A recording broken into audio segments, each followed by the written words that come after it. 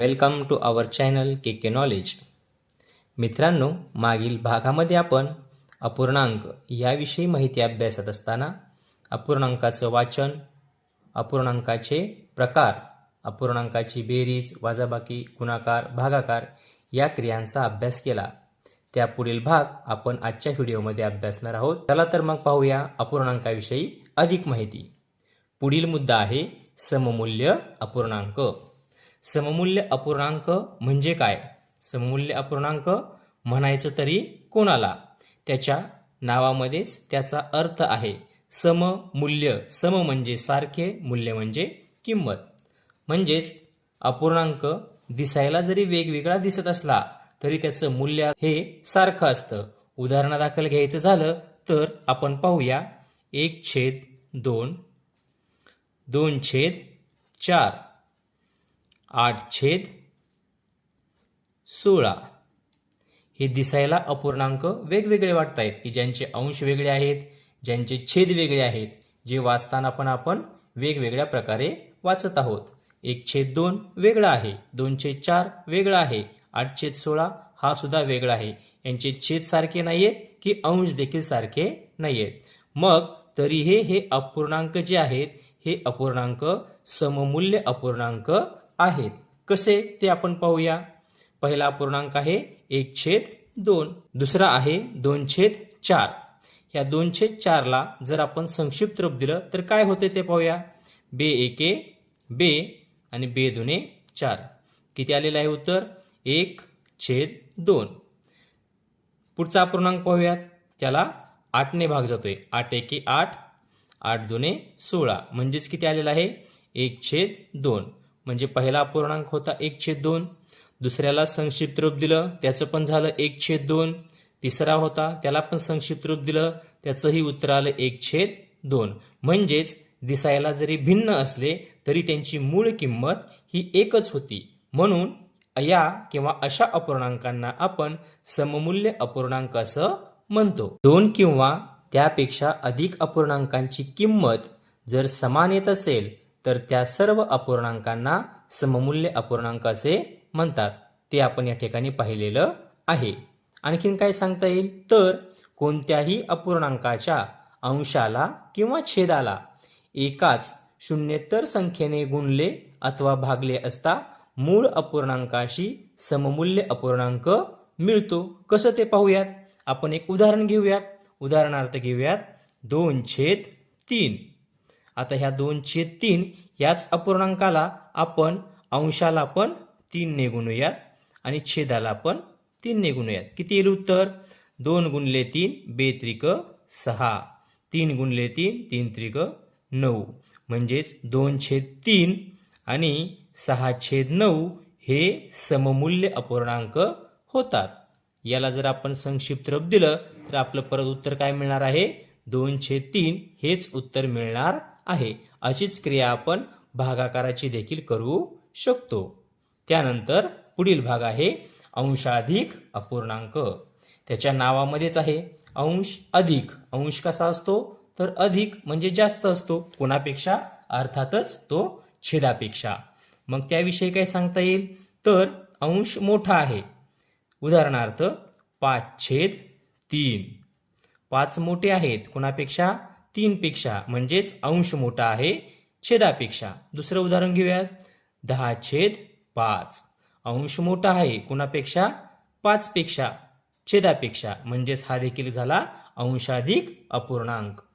म्हणजेच काय सांगता येईल तर ज्या अपूर्णांकाचा अंश हा काय असतो? अंश मोठा असतो कोणापेक्षा? छेदापेक्षा. त्याला काय म्हणायचं? अंशाधिक अपूर्णांक असं म्हणायचं. त्यानंतर आहे छेदाधिक अपूर्णांक. छेदाधिक अपूर्णांकाविषयी काय सांगता येईल? छेदाधिक छेद अधिक आहे कोणापेक्षा? अंशापेक्षा.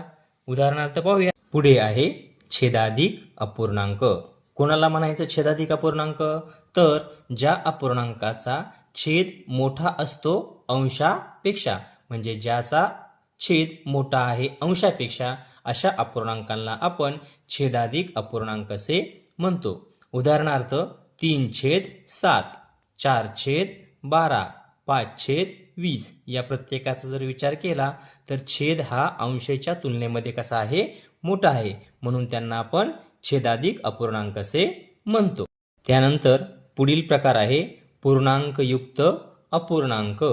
म्हणजेच काय, तर ज्या संख्येत एक भाग हा पूर्णांक व एक भाग हा छेदाधिक अपूर्णांक असतो त्या संख्येला पूर्णांकयुक्त अपूर्णांक असे म्हणतात. उदाहरणार्थ पाहूयात आपण 4.1/3.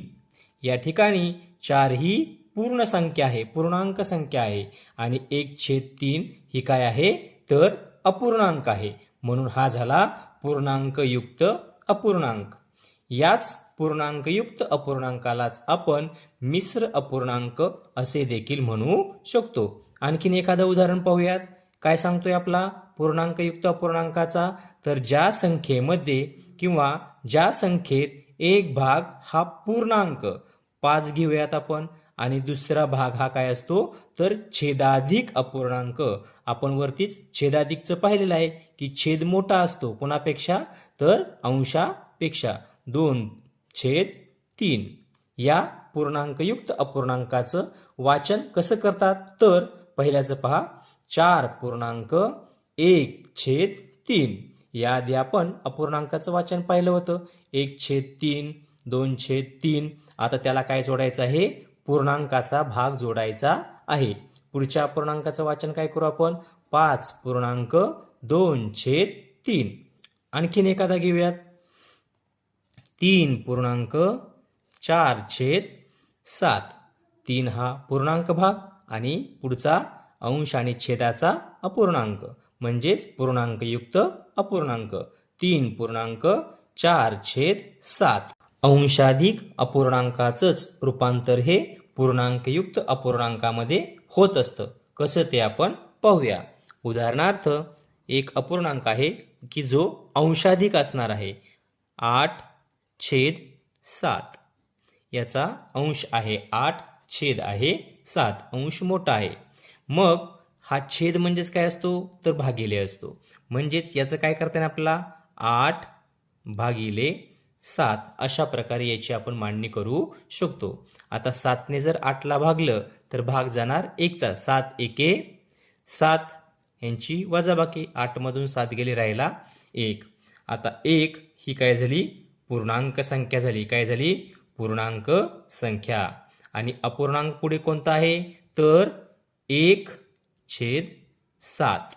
म्हणजेच 1.1/7 याचीच किंमत किती होते, तर 8/7. थोडक्यात सांगायचे तर काय, जो भागाकार आलाय तो भागाकार, या ठिकाणी बाकी आणि नंतर जो छेद असतो तो छेद लिहिला की त्याचं रूपांतर कशामध्ये होतं, तर पूर्णांकयुक्त अपूर्णांकामध्ये होतं. आणखीन एखादं उदाहरण पाहूयात आपण. उदाहरणार्थ 9/2. किती आहे, 9/2, जो अंशाधिक अपूर्णांक आहे. याच 9ला आपण आता कितीने भागणार आहोत, 2ने भागणार आहोत. 2 चोके 8, 9 मधून 8 गेले, राहिला 1. आणि आपल्या या ठिकाणी काय सांगतोय, भागाकार काय घ्यायचा अगोदर, किती आलाय भागाकार 4, बाकी किती आलेले आहे 1 आणि छेद किती आलेला आहे, जो आहे तोच. म्हणजेच किती झालं 4.1/2. अशा प्रकारे आपण ह्या अंशाधिक अपूर्णांकाचं रूपांतर कशामध्ये केलेलं आहे, तर पूर्णांकयुक्त अपूर्णांकामध्ये केलेलं आहे. आता पूर्णांकयुक्त अपूर्णांकाचं रूपांतर अंशाधिक अपूर्णांकामध्ये कशा प्रकारे करायचं ते आपण पाहूया.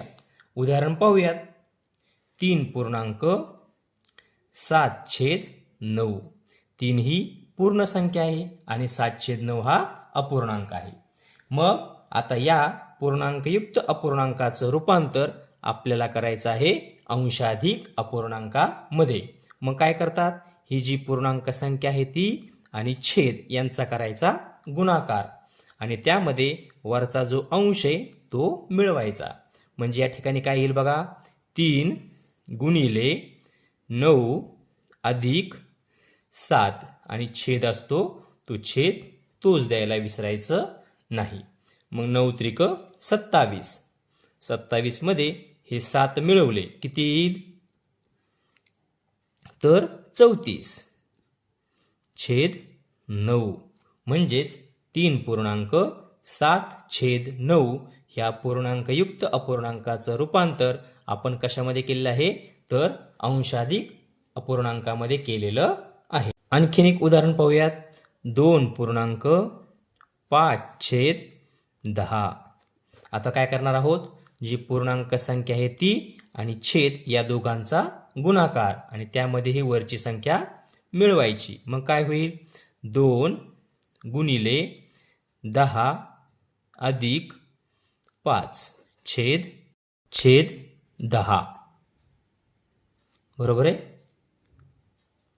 2चा आणि 10चा गुणाकार 20 20 आणि 5 झाले 25 आणि छेद आहे तोच की 10. म्हणजेच काय झालं?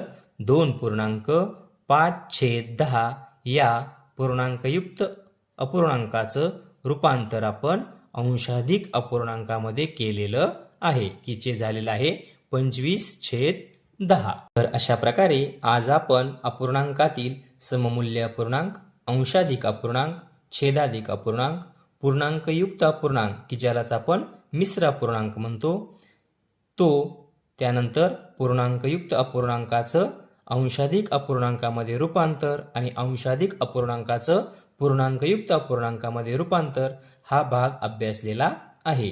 धन्यवाद.